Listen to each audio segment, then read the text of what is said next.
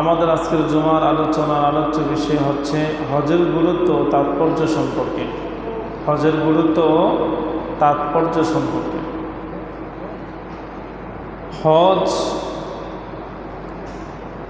আরও অনেক দূরে, এত শাওয়াল, জিলকদ, জিলহজ, হজের আরও কি 3 মাস সময় বাকি আছে।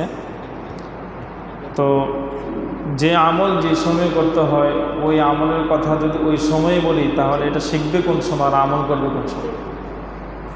তো হজের প্রিপারেশন নেওয়ার জন্য এবং হজের যে সমস্ত হুকুম আহকামগুলো আছে এগুলো শেখার জন্য আগের থেকেই যাতে আমরা পূর্ব প্রস্তুতি সুন্দরভাবে নিতে পারি, সেজন্যেই আগ থেকেই হজের বয়ান শুরু করা। আর এটা চাঁদের হিসাব অনুযায়ী আজকের থেকে আপনার হজের আলোচনা শুরু হচ্ছে এবং পবিত্র ঈদ উল আজহা অর্থাৎ আমাদের কোরবানি সম্পর্ক একের পর এক আলোচনা হবে ইনশাআল্লাহ। আমরা রাসূলুল্লাহ সাল্লাল্লাহু আলাইহি ওয়াসাল্লামের হাদিস, আল্লাহ পাকের কোরআন, এই দুইটার উপর নির্ভর করে আমাদের মানব জীবন গঠন করতে হবে। আর এই অনুযায়ী আমাদের সকল আমলগুলো আমাদেরকে করতে হবে। রাসূলুল্লাহ সাল্লাল্লাহু আলাইহি ওয়াসাল্লাম হাদিসের মাঝে আল্লাহ পাক রব্বুল আলামিনের ঘর বাইতুল্লাহ, কাবা গৃহের জিয়ারত ও হজ সম্পর্কে আলোকপাত করা হয়েছে। হজের মৌসুম, তাই এখন থেকে হজ, কোরবানি, ঈদ উল আজহা ইত্যাদি বিষয়ে আমাদের আলোচনা চলবে। প্রশ্ন হতে পারে, হজের তো অনেক সময় দেরি আছে, হজ আবার মৌসুম লাগে নাকি? হ্যাঁ, প্রত্যেক জিনিসের একটা মৌসুম আছে। প্রত্যেকটা জিনিসের কি আছে? একটা মৌসুম আছে। প্রত্যেকটা জিনিসের একটা সময় আছে। অসময়ে কোনো কিছু হয় না। যে সময়ে যে জিনিস হওয়া দরকার ওই সময় ওই কাজ করা, ওই সময় ওই জিনিস বেশি ফলন হওয়া, এটি হচ্ছে মৌসুম। যেমন ধান অনেকেই 3 সিজনে করে থাকে। ধানের মধ্যে সবচেয়ে ভালো ধান হয় যে ধানটা, সেটা হলো স্প্রিং ধান বা এরি ধান নাকি, যেটাকে করা হয়। ধানের মধ্যে একটা ফসল সবচেয়ে ভালো হয়, আর বাকি 2 ফসল হয়, তবে প্রথম ফসলের তুলনায় দেখা গেছে 3 ভাগের 1 ভাগ আসে। তার ধানের যে মৌসুম, এটি হলো এরি ধানের স্প্রিং, যেটা মানুষ করে, এটি হলো তার মুখ্য এবং আসল মৌসুম। এই মৌসুমে যারা ধান করবে এদের ধানের ফসল ভালো হবে। ঠিক আমাদের মাহে রমাদানটা গেছে আমলের মৌসুম, আমল করার জন্য। যারা আমরা করতে পেরেছি, আমরা তা অর্জন করতে পেরেছি। আর আবারও সামনে আসছে আমাদের হজ। এই হজও আমাদের মধ্যে যাদের উপর আল্লাহ পাক রব্বুল আলামিন ফরজ করে দিয়েছেন, যাদের উপর হজ ফরজ হয়েছে, হজের মাসে হজ করার নির্দিষ্ট যে সময়, ওই সময়ের মাঝে হজ করা, এটা হচ্ছে হজের মৌসুম। যে সময় যে কাজ করা, ওই সময় ওই কাজ পরিপূর্ণভাবে আদায় করা, এটা আপনার আমার জন্য ফরজ। এটা আমার জন্য কি ফরজ। তো এই জন্য আমরা যেহেতু মনে করতেছি অনেক দেরি, কিন্তু আল্লাহ রাসূল সাল্লাল্লাহু আলাইহি ওয়াসাল্লাম বলেন, হজের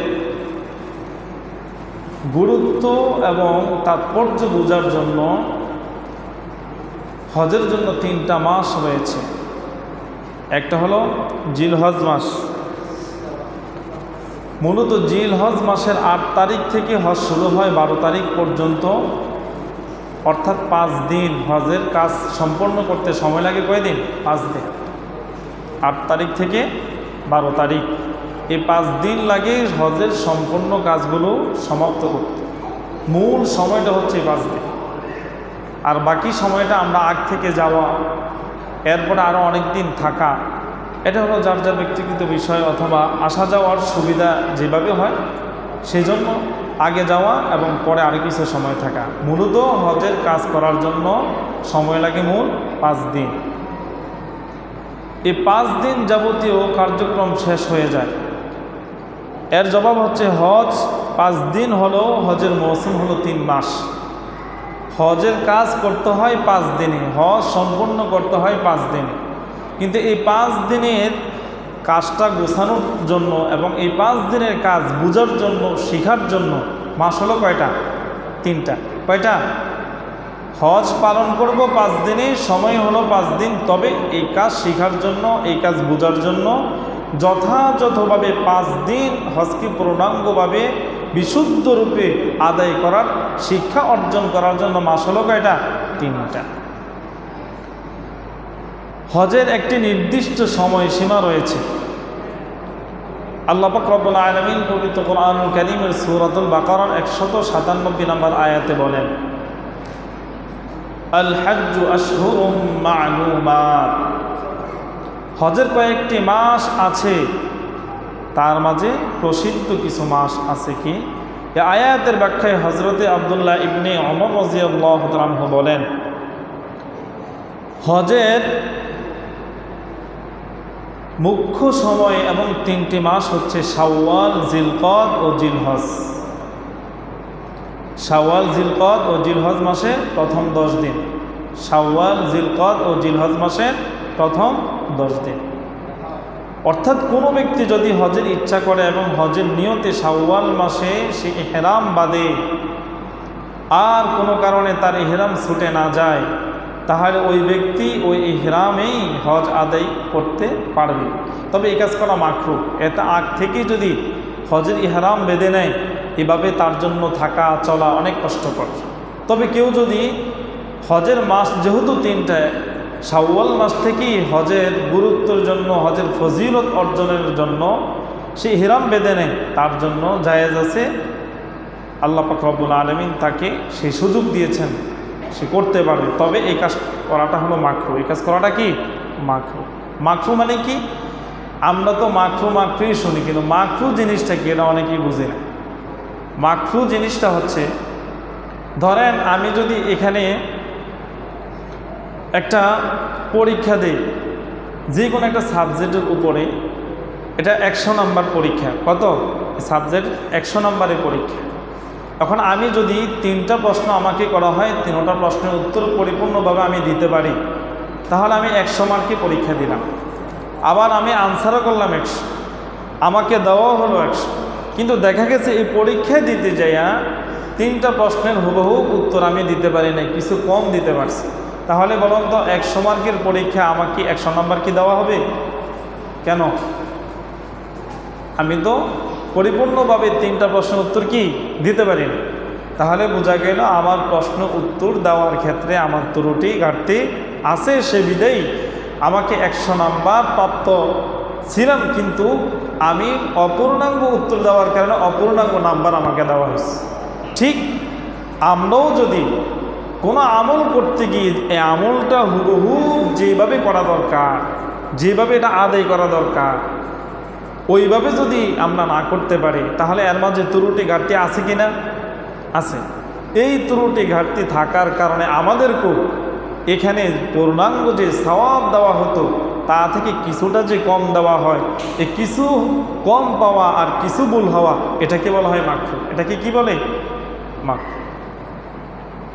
তাহলে আমরা একটা কাজ অর্থ খরচ করে, শারীরিক শক্তি দিয়া, সর্বদিক থেকে আমার কষ্ট যার মাধ্যমে আমি আল্লাহকে রাজি আর খুশি করব, সেই কাজ করতে যাই যদি সামান্য কিছু ভুলের কারণে আমার পরিপূর্ণ নাম্বার থেকে আমি বঞ্চিত হই, এটা অবশ্যই কষ্টের বিষয়। তো যাতে আমার অপূর্ণাঙ্গ কাজটা না থাকে, পরিপূর্ণ সওয়াব থেকে বঞ্চিত আমরা না হই, পরিপূর্ণ সওয়াবে আমরা পাই, এজন্যে আগ থেকে 3 মাস আপনাকে বলছে হজের কথা শোনো, হজের কথা পড়ো, হজের কাজ শিখো, এবং বাস্তব রূপে 8 তারিখ থেকে 12 তারিখ এই 5 দিন তুমি সুন্দরভাবে আল্লাহর ঘরে গিয়ে এই কাজগুলো আদায় করো। তাহলে দেখবা ইনশাআল্লাহ তোমার কাজে কোনো ত্রুটি থাকবে না। আল্লাহ পাক রব্বুল আলামিনও তোমাকে ওনার দরবার থেকে সওয়াব দেওয়ার ক্ষেত্রে কোনো কৃপণতা আর কোনো ত্রুটিও রাখবেন না। সুবহানাল্লাহ। তাহলে বোঝা গেল, দুনিয়াতে কোনো কাজ যখন আমরা করি, প্রথমেই মানে একদম সিরিয়াসলি এখন আমি এটা করে ফেলব, তো এই কাজটা কি ফাইনালি যখন করি, এটা কি তখন শিখি না ফাইনালি করার আগে কয়েকবার এটাকে আমরা করার চেষ্টা করি এবং শিক্ষা অর্জন করি? ফাইনালি কোনো জিনিস করার আগে কয়েকবার এই বিষয় সম্পর্কে আমরা পড়াশোনা করি, আমরা কয়েকবার এটাকে করার জন্য চেষ্টা করি। প্রথমবার ভুল হয়, দ্বিতীয়বার ভুল হয়, এরপর আবার ভুল হয়, এরপর হইতে হইতে এক পর্যায়ে দেখা যায় আর কোনো ভুল থাকে না।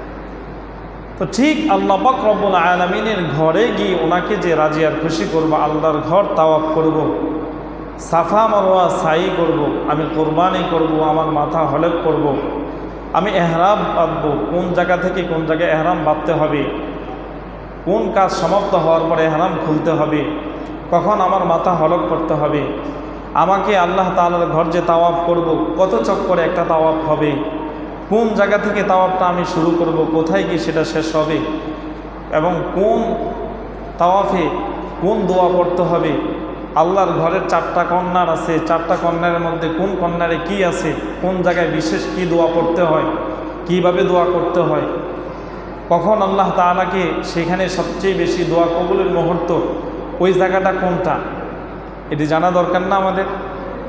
আপনি 8 লক্ষ টাকা 9 লক্ষ টাকা খরচ করে হজে চলে গেলেন বিমান দিয়া উড়ুর করে, সেখানে গেছেন, সাদা কাপড় পরছেন, সবার সাথে তাল মিলে ঘুরে ঘিরে সুন্দর আয়সা করছেন, আসার সময় জুব্বা নিয়ে এসেছেন, রুমাল নিয়ে এসেছেন, তাওয়াফ লাগায় মাশাআল্লাহ আপনি হাজির সাহেব, রেডিমেড হবে, এটা রেডিমেড।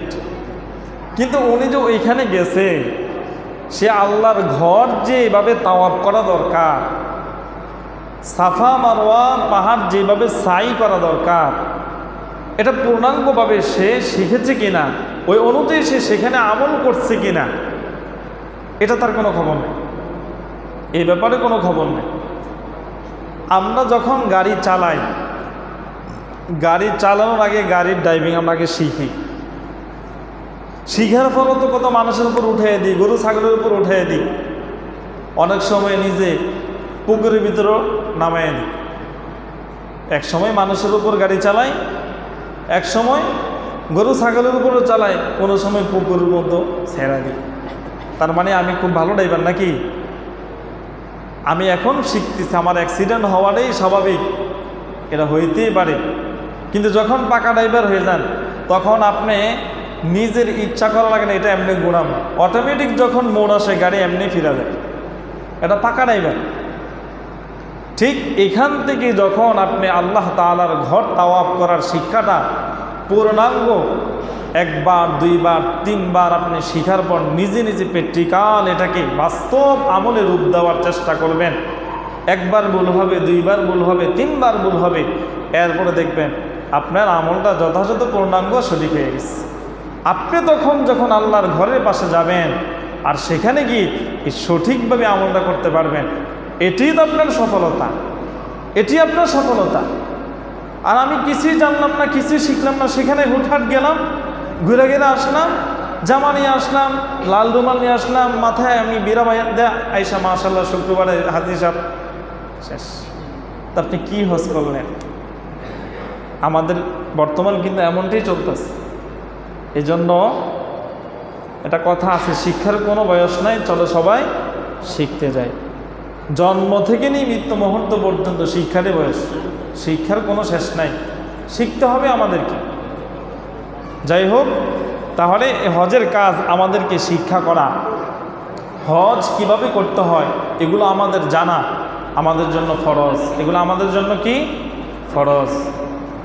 রাসূলুল্লাহ সাল্লাল্লাহু আলাইহি ওয়াসাল্লাম হজের গুরুত্ব তাৎপর্য সম্পর্কে, এটা যে ইসলামী শরিয়া এবং মুসলিম উম্মাহ যারা এ ধর্মের মানুষদের জন্য ফরজ, সবার জন্য না, কাদের জন্য ফরজ এটা সামনে বলব।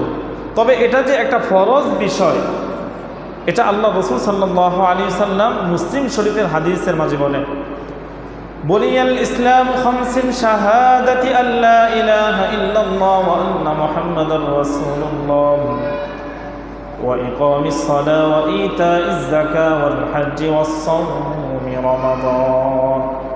আল্লাহর হাবিব সাল্লাল্লাহু আলাইহি ওয়াসাল্লাম বলেন, ইসলাম ধর্মের বুনিয়াদ বা স্তম্ভ হচ্ছে 5টি। কয়টি? ইসলামের বুনিয়াদ বা স্তম্ভ হচ্ছে কয়টি? 5টি। 1 নম্বর হলো কালিমা লা ইলাহা ইল্লাল্লাহু মুহাম্মাদুর রাসূলুল্লাহ। দেখেন, আমরা সবাই কিন্তু মুসলমান। বড় দুঃখ এবং আফসোস পরিতাপের বিষয় হচ্ছে, এক নাম্বার ইসলাম ধর্মের স্তম্ভ এবং রুকুন ফরজ বিষয় হচ্ছে সহি শুদ্ধভাবে কালিমাকে শিক্ষা অর্জন করা।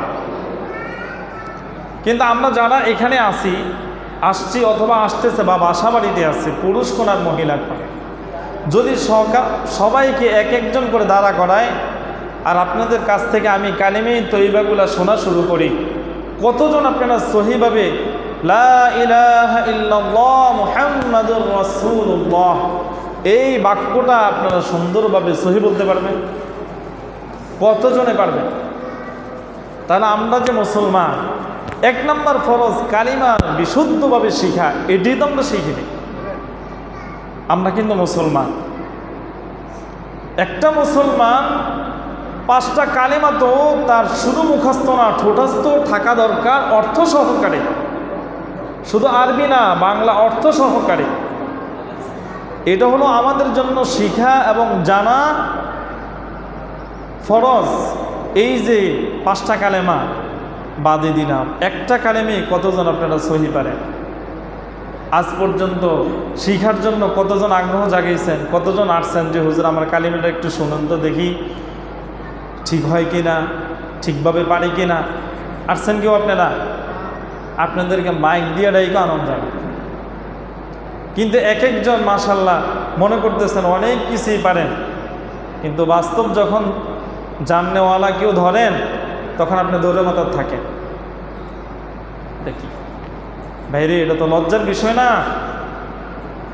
এটা তো লজ্জার বিষয় না। আপনি কোনো আমল শিক্ষা অর্জন করা এটা খুশির বিষয়, আল্লাহ তাআলা খুশি হন। আমরা যখন কোনো ভুল করে অনুতপ্ত হই, লজ্জিত হই, এতে নিজের নফস মন্দ কাজ থেকে বিরত হয় আর ভালো কাজের দিকে সেটা উৎসাহিত হয়।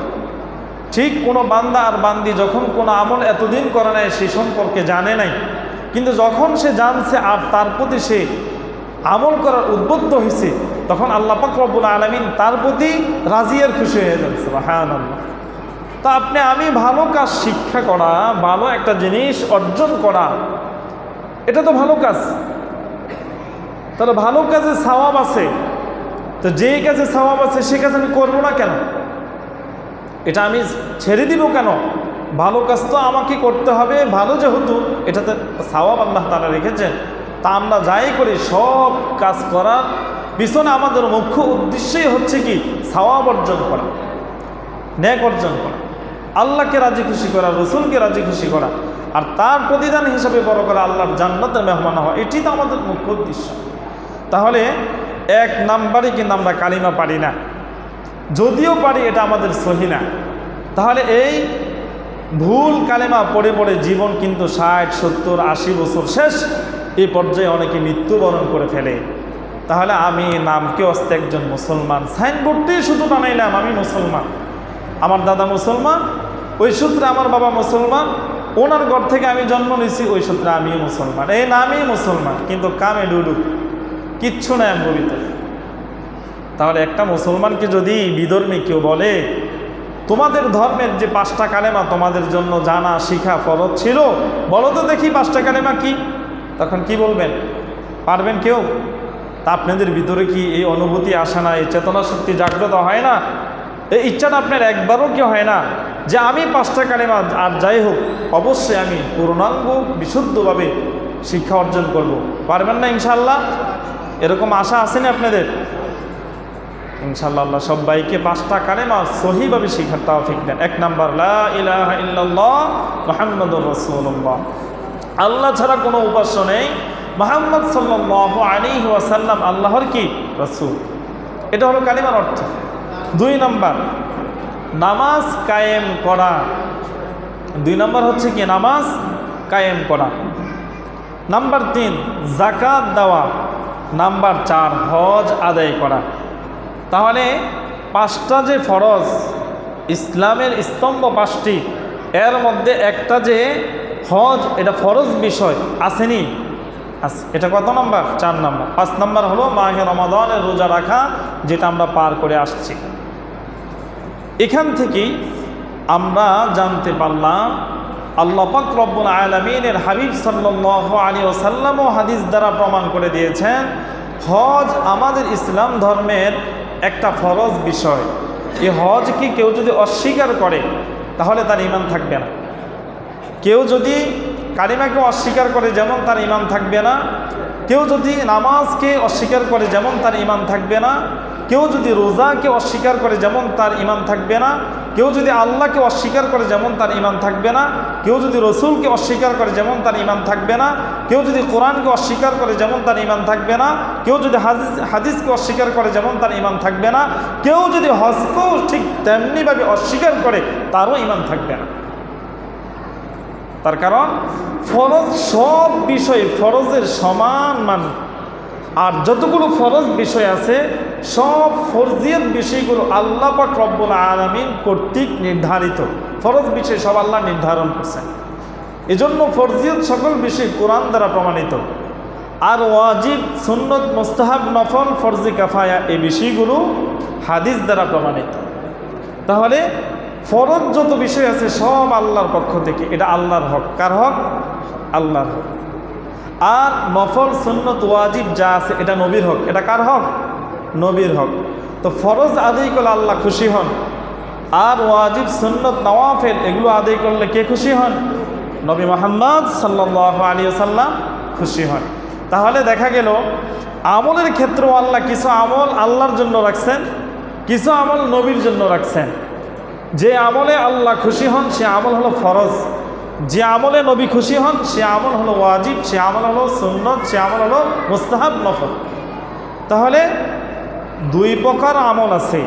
এ আমল করতে গিয়া আমাদের কয়েক প্রকার কষ্ট হয়। যেমন হজের ক্ষেত্রে যায়া, নামাজের ক্ষেত্রে যায়া 2 প্রকার কষ্ট। আমরা যখন নামাজ পড়ি শারীরিক ইবাদত, এটা নামাজ, তখন শারীরিকভাবে একটু কষ্ট হয়। আর যখন আমরা হজ করতে যাই তখন 2 প্রকার কষ্ট হয়। একটা হলো শারীরিক কষ্ট, আর একটা হলো আর্থিক কষ্ট। একটা শারীরিক, একটা আর্থিক। শারীরিক ও আর্থিক উভয়ের সমন্বয়ে যে ইবাদত পালিত হয়, যে ইবাদত করতে হয়, সেই ইবাদতের নামই হলো হজ। সেই ইবাদতের নাম কি? হজ। এখান থেকে আমাদের গুরুত্বপূর্ণ একটা বিষয় বোঝা দরকার, সেটা হচ্ছে আমাদের উপর যখন হজ ফরজ হয়ে যায় তখন আমরা অনেকেই হজে যাই না। তখন আমরা হজে যাই না, তখন আমরা সিদ্ধান্ত নেই এই বছর যাব না, আগামী বছর যাব। এখন যৌবনকাল, আমার এখন তো শক্তি আছে, এখন যে হজে কি হইব, এখন আসার পরে তো হজ ধরে রাখতে পারবো না। উনি হজ ধরে রাখতে পারবো না, হজ কি ধরে রাখার জিনিস? তখন ওনাকে জিজ্ঞাসা করে, ভাই হজ তো ফরজ হয়ে গেল, হজে যান না কেন? আরে হুজুর, এই বয়সে হজ কি ধরে রাখতে পারবো? আপনার হজ ধরতে করছে কেন? হজ পালন করতে গেছে, হজ ধরতে করেছেন আপনি, পালন করতে গেছে। হজ পালনীয় বিষয়, এটা ফরজ। আর আপনি যে বলছেন এখন আগামী বছর আপনি করবেন, আগামী বছরের হজের টিকিট আপনাকে কে দিল? আপনি আগামী বছর তো থাক, আগামী একটা সেকেন্ড আপনি বাঁচবেন, আমি বাঁচবো, তার কোনো গ্যারান্টি আছে? তাহলে এই সিদ্ধান্ত আমি কীভাবে নিলাম? তাহলে বোঝা গেল আগাম বার্তা আমাদের কাছে আছে, আগামী বছর পর্যন্ত আমার হায়াত আছে নাকি? তাহলে তো এজন্য আগামী না, যখন আমাদের হজ ফরজ হয়ে গিয়েছে, আমার সেই নেশাব পরিমাণ হয়ে গেছে। হজের নেশাব কি? নেশাব হলো যার যার জন্মস্থান থেকে নিয়ে সে আল্লাহর ঘর মক্কা বাইতুল্লাহ কাবা ঘরে যাওয়া এবং আবার নিজ জন্মস্থানে ফিরে আসা সমপরিমাণ আসা যাওয়ার পাথেও খরচ যার হয়ে গেছে, তার ভরণ পোষণ, খাওয়া দাওয়া, স্ত্রী সন্তান সকলের ব্যয়ভার বহন করার পরে অতিরিক্ত অর্থ অথবা সম্পদ যখন এই পরিমাণ হয়, যে পরিমাণ দিয়ে সে মক্কা এবং মদিনা আসা যাওয়ার খরচ হয়ে যায়, এই পরিমাণ কারো কাছে হইলে পরে তার উপর কি হজ ফরজ। 1 কোটি টাকা হওয়া লাগবে না। তাহলে বর্তমান হজে যেতে কত খরচ লাগে? যারা ট্রাভেলসে চাকরি করে এদের সাথে যোগাযোগ করেন, তাহলে আপনার হজের নেশাবকে আপনি হিসাব বের করতে পারেন। এখন হজ ফরজ হয়েছে, এর ক্ষেত্রে 1 নম্বর তো আমি যৌবন, এখন যাব না, আরও কিছুদিন পরে যাব। আবার যারা একটু মধ্যবয়সী হয়ে গেছে ওনারা আরেকটা অজুহাত দেন, আমার একটা ছেলে এখন প্রাপ্তবয়স্ক হয়েছে, ছেলেটাকে বিবাহ সাথী না করায় কেমনে যায়। এখন ওনার হজের প্রতিবন্ধকতা ছেলের বিবাহ। কিছুদিন পরে উনি বলতেছে, হারে ছেলেটা তো বিবাহ দিলাম, মেয়েটা তো বিবাহ এখনো দিই না, মেয়েটা তো উপযুক্ত হয়ে গেছে, এখন আবার মেয়ে ওনার হজে যাওয়ার প্রতিবন্ধকতা। রাসূলুল্লাহ সাল্লাল্লাহু আলাইহি ওয়াসাল্লাম হাদিসের মাঝে বলেন, কেউ প্রাপ্তবয়স্ক হয়ে গেছে, হজে যাওয়ার সমপরিমাণ নেসাব অর্থ সম্পদের মালিক সে হয়ে গেছে, এখনো পর্যন্ত সে বিবাহ করে নাই, তার নিজের বিবাহ করা ফরজ নয়, কিন্তু হজ আদায় করা তার জন্য ফরজ। আর আপনি নিজের মেয়ে আর ছেলের বিবাহ নিয়ে বসে আছেন, চিন্তা করছেন? এইভাবে এত গভীরে আমরা যাই না, এত চিন্তা আমরা করি না। আরেক প্রকার লোক আছে, ওনারা ব্যবসা করেন, চিন্তা করে এবছর যদি 8 লক্ষ টাকা হজে ফেলে দেয় কি হলো, আরও 2 বছর অপেক্ষা করি, এই টাকাটা দিয়ে আরও 2 বছরে ব্যবসা করি, ব্যবসা করার পরে 2 বছর পরে ইনশাল্লাহ আমি যাব। তার কারণ ব্যবসা বাণিজ্য করতে গেলে কত মিথ্যা কথা বলতে হয়, ফাঁকি ফুঁকি আছে। হজ করলে তো হাজ হিসাব হয়ে যাবে, ফাঁকি ফাঁক করতে আর করা যাবে না, একবারে সব ছেড়ে দিব। উনি পাক্কা নিয়ত করতেছে আর কি, যা করার ফাঁকি সব করে এলামও, হজ করলে সব শেষ। তার কারণ আল্লাহ এবং তার রসুল তো বলছেন, হজ করলে তাকে বেগুনা মাসুম বানিয়ে দেন, তার শরীরের কোনো গুনাহ থাকে না। চিন্তা করছেন কত নম্বর বুদ্ধিমান উনি? মানে হজ একটু পিছিয়ে দিছে, এর আগে যা ওনার গুনাহ করা দরকার সব করে নিতেছে, ওইখানে গিয়ে উনি পাক্কা মুসল্লি হয়ে যাবে, শেষ। এরপরে আর কোনো গুনাহ হবে না, আর কোনো গুনাহ উনি করবেন না। এমন গ্যারান্টি কেউ দিতে পারবেন? এমন গ্যারান্টি কেউ দিতে পারবেন? তাহলে আমরা কেন আজ না কাল, কাল না পরশু, পরশু না তরশু, এই যে এরকম করে করে এক পর্যায়ে দেখা যায় এই বছর যে পরিমাণ অর্থ সম্পদ তার ছিল, হজে যাওয়া তার যে ফরজ ছিল, আগামী বছর আসার পর ব্যবসা এমন মাইল খেয়েছে, তার আছে সম্বল আর কিছু নেই, সম্পূর্ণ দেউলিয়া হয়ে গেছে। এরকম ঘটনা ঘটে না? এখন মাসালা হলো, কোনো ব্যক্তির উপর হজ ফরজ হয়েছে, সে ইচ্ছাকৃতভাবে সুস্থ সবল থাকা সত্ত্বেও সে হজে যায় নাই, কিন্তু 1 বছর পরে গিয়ে তার কাছে সে অর্থ সম্পদ আর নাই,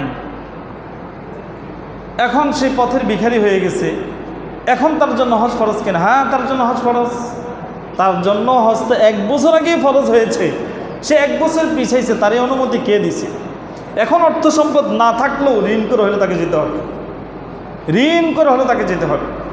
আর যদি না থাকে তাহলে তার যে সন্তান আছে তাদেরকে বলে যেতে হবে, আমি যদি কখনো মরে যাই, আমার পক্ষ থেকে তোমরা একটা বদলি হজ, আমার ফরজ আমার উপর যা হয়েছে আমি আদায় করতে পারি নাই, তা অবশ্যই তোমরা আদায় করে নিবা। যদি সন্তানরা আদায় করে বেখুসুল খালাস, মাপ পেয়ে যাবেন। আর যদি সন্তানেরও না করে, যত পাপ আর যত শাস্তি আপনার। এখন সিদ্ধান্ত নেন, আপনার উপর হজ ফরজ হওয়ার পরে আপনি এই বছর যাবেন না ওই বছর যাবেন, না ছেলে বিবাহ দিবেন, না আগে মেয়ে বিবাহ দিবেন, না নিজে বিবাহ করবেন, কি করবেন? আমি যেভাবে আপনাদের কাছে বর্ণনা দিছি হাদিস এবং আল্লাহ রসুলের সুবিস্তারিত সূক্ষ্ম হাদিস দ্বারা, আপনারা যদি একটু চিন্তা করেন, তাহলে আমি মনে করি আমার যদি এখন হজ ফরজ হয়ে থাকে, আমার এখন এখানে বসে থাকার সময় নেই। ফরজ বিষয় খুব মারাত্মক, এটার মধ্যে সামান্য কোনো ভুল ত্রুটি হলেও কিন্তু বাদ। যখন আমরা নামাজ পড়ি, নামাজের মধ্যে সেজদা দেওয়া হলো ফরজ, রুকু করা ফরজ, তাকবীরে তাহরিমা বাঁধা কি ফরজ, কেরাত পড়া ফরজ। কেউ যদি নামাজে আল্লাহু আকবার বলে তাকবীরে তাহরিমা না বেঁধে সে নামাজ পড়ে, তার নামাজ তো হবে না। কেন? ফরজ ছুটে গেছে। কেউ যদি নামাজের মধ্যে রুকু না করে সেজদাতে চলে যায়, লুকমা দিলে লুকমা গ্রহণ করলে কিচ্ছু হবে না, তাকে আবার নতুন করে নামাজ পড়তে হবে, সে রুকু ছেড়ে দিছে, রুকু ফরজ। কেউ সেজদা 2টার জায়গায় 1টা দিছে, আরেকটা দিতে ভুলে গেছে, নামাজ শেষ, আবার নতুন করে তাকে নামাজ পড়তে হবে। তাহলে ভুল ত্রুটি বাবু যদি কোনো ফরজ তরক করে, সেটাকে পুনরায় আবার রিপিট আদায় করতে হয়। কিন্তু নামাজের মধ্যে সুন্নত ওয়াজিব যদি ভুলে ছুটে যায়, তাহলে সেটা সেজদা সাহুর মাধ্যমে আদায় হয়ে যায়, কিন্তু ফরজ সেজদা সাহু অথবা কাজা কাফারার দ্বারা আদায় হয় না। ঠিক হজ এমন একটা বিষয় যেটা আপনার উপর ফরজ হয়েছে, আপনাকেই করতে হবে, কিন্তু আপনি সময় অর্থ সম্পদ থাকা সত্ত্বেও যদি এগুলো না করেন, আর এক সময় গিয়ে আপনি বার্ধক্য উপনীত হন, আপনার শক্তি থাকে না, তখন সন্তানরে বলে আহারে আর তো লড়তে পারি না, কত কিছু তো তোদেরকে করে দিলাম, কত কিছু তো করলাম, করব বলে এই পর্যন্ত। এখন উনি যদি 1 নাম্বার করতে যান, ওনার 2 নাম্বার হয়ে যায়। এখন কাজ দিলে ওনার অজু ভেঙে যায়, এমন একটা পরিস্থিতি ওনার এই শরীরের কন্ডিশন। এখন উনি সিদ্ধান্ত নিচ্ছেন হজে যাবেন। আচ্ছা আপনি বলেন, আপনি এখন নিজেই চলতে পারেন না, আপনার অজুর কোনো গ্যারান্টি থাকে না, আপনার শরীরে কোনো ব্যালেন্স নাই, এই মুহূর্তে আপনি যদি মক্কা মদিনায় যান, আপনার সাথে তো আরেকজন লোক ভাড়া করা লাগবে আপনার হুইলচেয়ারে করে ঠেলার জন্য, তাহলে আপনি কি হজ করতে যান? আপনারা কে বলছে শক্তি সাধ্য সামর্থ্য সব হারাইয়া এমন অবস্থা আপনি হজ করতে যান, যেখানে যে হজের যে স্বাদ, হজের যে মজা, এটি আপনি বুঝেন না? আপনি কি বুঝলেন? এরকম হয় না আমাদের? আমরা অনেক সন্তান ইচ্ছা করে বাবারে পরে হজে পাঠাই, অনেক বাবা ইচ্ছা করে এরকম করে। তো এজন্য যে সমস্ত বাবারা সাধ্য সামর্থ্য থাকা সত্ত্বেও হজে যাইতেছেন না, সন্তান সেই করে দিবেন। আপনি একটু চক্ষুটা বন্ধ করেন, মনে করেন আপনি মরে গেছেন, আর একটু কল্পনা করেন আপনার সন্তানগুলা আপনার মৃত্যুর পরে কি করবে। এই সম্পদ নিয়ে অর্থ নিয়ে কারাকারি শুরু। কিন্তু বাবাদের হজ না করে মরে গেল, তার উপর একটা ফরজ বিধান ছিল। একটা সন্তান এই কথা কয় না, সহায় সম্পদ যা আছে এটার মধ্য থেকে আগে বাবার হজের যে পরিমাণ খরচ, এটা এক জায়গায় রেখে দাও, এটা দিয়ে আমরা একটা বদ্যি হজ করাই দিব, বাকি যে সম্পদ থাকে এটা আমরা ভাগাভাগি করে নেব। একটু রাজি হয় না, বাবা হজ করছে না, এটা আমরা ঠিক আছে, এবার করছে না, এবার মায়ের এবার খাক। আমরা কি মানা করছেন না হজে যাইন না? চিন্তা করছেন? হয় না এরকম? বাবা মা মৃত্যুর পরে তাদের রেখে যাওয়া সম্পদ সন্তান যথাযথভাবে ব্যবহার নাও করতে পারে, তার কোনো গ্যারান্টি নাই। তবে আপনি কেন আপনার হায়াত থাকতে আপনার অর্থ সম্পদ এবং আল্লাহর ফরজ বিধান যথাযথভাবে কেন আপনি আদায় করবেন না? কেন করবেন না? আল্লাহ পাক রব্বুল আলামিন বলে, বান্দা আমি তোমার ভালোর জন্য বলি, আমি তোমার মন্দের জন্য কিছু বলি না। আমি আল্লাহ চাই তোমাকে বাঁচিয়ে দিতে, আমি আল্লাহ চাই না তোমাকে জাহান্নামে দিতে, আমি আল্লাহ চাই তোমাকে ক্ষমা করে দিতে, আমি আল্লাহ চাই না তোমারে পাপী বানাইয়া রাখতে। তার কারণ আমি আল্লাহ সবচেয়ে বড় দয়ালু, আমি সবচেয়ে বড় ক্ষমাশীল, আমি ক্ষমা করাকে পছন্দ করি। এই জন্যে আমি বারবার তোমাকে ভুল থেকে সঠিকের দিকে আসার জন্য তোমাকে আমি সতর্ক বার্তা দিই, সাবধান সাবধান, আসো আসো, সতর্ক হও, মন্দ ছেড়ে দাও, ভালোকে ধরে নাও, আমি আল্লাহর ভয় ভিতরে ঢুকাও, আমার নবীর সুন্নত তরিকা অনুযায়ী জীবনকে সাজাও, আমি আল্লাহ এবং আমার রসুলকে খুশি করো, আমার বিধিবিধানগুলো সুন্দরভাবে আদায় করো, তাহলে ইনশাআল্লাহ তুমি আমার বান্দা, তুমি আমার বান্দি, তুমি রসুলের উম্মতি, এই দুনিয়াতেও তুমি সফল, পরকালেও তুমি সফল। সুবহানাল্লাহ। তাহলে ভাই আল্লাহ রসুল সাল্লাল্লাহু আলাইহি সাল্লাম সর্বশেষ কথা বলেন, আল হাজ্জু আল আজ্জু, যখনই হজ ফরজ হয়েছে তাৎক্ষণিকভাবেই তুমি হজের প্রিপারেশন নাও। যখন হজ ফরজ হয়েছে তখনই। এই ক্ষেত্রে আমরা যারা গত বছর হজ ফরজ হয়েছে কিন্তু গত বছর করি নাই, এই বছর আমরা প্রিপারেশন নিচ্ছি না, করব না, কোনো চিন্তাধারাই নেই। আল্লাহর হাবিব সাল্লাল্লাহু আলাইহি ওয়াসাল্লাম বলেন, হে আমার উম্মত, হে উম্মতি, হজ ফরজ হওয়া সত্ত্বেও যদি কোনো আমার উম্মত আর উম্মতি হজ না করে মারা যায়, সে ইহুদি হয়ে মারা যাক অথবা নাসারা হয়ে মারা যাক, আমি নবীর একটু পরিমাণও কোনো দুঃখ কষ্ট নাই। নাউজুবিল্লাহ। একটু চিন্তা করেন একটা মিনিট, আপনার আমার নবী দুনিয়াতে যেদিন আসছেন সেদিনও মায়ের গর্ভে থেকে আসার পরে নামাজের সিজদে লুটিয়ে কইরা সর্বপ্রথম ইয়া উম্মতি বলে ক্রন্দন করছে। আপনার আমার নবী এই পৃথিবীতে 63 বছর জিন্দেগি বেঁচে ছিলেন, একটা দিনও ইয়া নাফসি বলে কান্না করেন নাই। 63 বছর জিন্দেগি ইয়া উম্মতি বলে কান্না করছে। রাসূলুল্লাহ সাল্লাল্লাহু আলাইহি ওয়াসাল্লাম যেদিন দুনিয়া থেকে বিদায় নেবেন, মালাকুল মউত রসুলের বক্ষের উপর যখন 2টা আঙ্গুল রাখছে, তখন বলছেন, হে মালাকুল মউত, তুমি কি পুরা পৃথিবী আমার এই বক্ষের উপর চাপিয়ে দিলা নাকি? মালাকুল মউত বলল, ইয়া রাসূলুল্লাহ, ইয়া হাবিবাল্লাহ, আপনি এটা কি বললেন? আমি তো শুধুমাত্র 2টা আঙ্গুল আপনার এই সিনা মুবারকের উপর রাখছি। আল্লাহ রসুল তখন বললেন, থামো, যদি তোমার 2 আঙ্গুলের ভর আমি রসুলের উপর এত ভারী হতে পারে, পুরা পৃথিবীর সমপরিমাণ ওজন আমার কাছে অনুভব হতে পারে, আমার গুনাহগার উম্মতের যখন রূহ তুমি কবজ করবা তোমার পুরা শরীরের শক্তিটা দিয়া, আমার উম্মতের অবস্থাটা তখন কেমন হবে? আল্লাহ রসুল সাল্লাল্লাহু আলাইহি ওয়াসাল্লাম তখনই তাৎক্ষণিকভাবে আল্লাহর সাথে কথাবার্তা শুরু করছেন আর কান্না শুরু করছেন, যতক্ষণ না পর্যন্ত আপনি আমার সাথে ওয়াদা করবেন আমার উম্মতদেরকে আপনি মৃত্যুর যন্ত্রণা কমিয়ে দিবেন, তাদের মৃত্যু সহজ করে দিবেন, ততক্ষণ পর্যন্ত মালাকুল মউতের এই মৃত্যু যন্ত্রণা বন্ধ। আল্লাহ পাক রব্বুল আলামিন তখন রাসূলুল্লাহ সাল্লাল্লাহু আলাইহি সাল্লামকে বলছেন, হে আমার হাবিব, যারা নেককার এবং ফরজগার ইমানদার আমলদার থাকবে, আমি রসুল আপনার সাথে ওয়াদাবদ্ধ হলাম, আপনাকে আমি প্রতিশ্রুতি দিলাম, তাদের মওত আমি কোলের শিশু দুধের বাচ্চা যখন মায়ের দুধের বোটা মুখে দেয়, চোষণ করতে করতে করতে কখন তার ঘুম এসে যায় আর মা কখন তার মুখ থেকে দুধের বোটা বের করছে তার যেমন কোনো সারা নাই, সে টেরে পায় না। ঠিক আপনার যারা খাঁটি উম্মত হবে, আমার খাঁটি বান্দা আর বান্দি হবে, তাদের মত আমি ঠিক সেম এমন দিব, কখন তার এ দেহ থেকে রূহ বের হবে সে কখনও টের পাবে না। সুবহানাল্লাহ। চিন্তা করছেন, দুনিয়া থেকে বিদায় নিতেছে এমনও মুহূর্ত উম্মতের জন্য কান্না। দুনিয়া থেকে রসুল চলে গেছেন আজ থেকে ১৫০০ বছর আগে, আজও পর্যন্ত সেই মদিনায় সবুজ গম্বুজের নিচে রওজা আথারে শুয়ে শুয়ে যিনি আপনার আমার জন্য এখনো কান্না করেন, আল্লাহর কাছে ইয়া উম্মতি বলে, তিনি কি নবী মুহাম্মাদুর রাসূলুল্লাহ সাল্লাল্লাহু আলাইহি ওয়াসাল্লাম। সেই নবী যদি এই কথা বলেন, আমার উম্মত আর উম্মতি ইহুদি অথবা নাসারা হয়ে মারা যাক, এতে আমার কোনো দুঃখ আফসোস নাই। কত কষ্ট হওয়ার পরে কত দুঃখ আফসোস নিয়ে আল্লাহ রাসূল এই কথাটা বলতে পারে? চিন্তা করছেন একবারও? তাহলে এই যারা হজ ফরজ হওয়া সত্ত্বেও হজ করে না, হজ থেকে বিরত থাকে, এই মানুষগুলা মৃত্যুর সময় নির্ঘাত ইমান হারা হয়ে মারা যাবে। আর যে ইমান হারা হয়ে মারা যাবে তার বিনা হিসাবে জান্নাতে যাওয়ার কোনো অধিকার তার নাই, তার কারণ তার ইমানে তো নেই। তাহলে আমরা এখন কি করব? সিদ্ধান্ত নেই। আমরা এখন সিদ্ধান্ত নেই আমরা কি করব? আমরা কি ইহুদি নাসার হয়ে মারা যাব, নাকি আমরা জাহান্নামে যাব?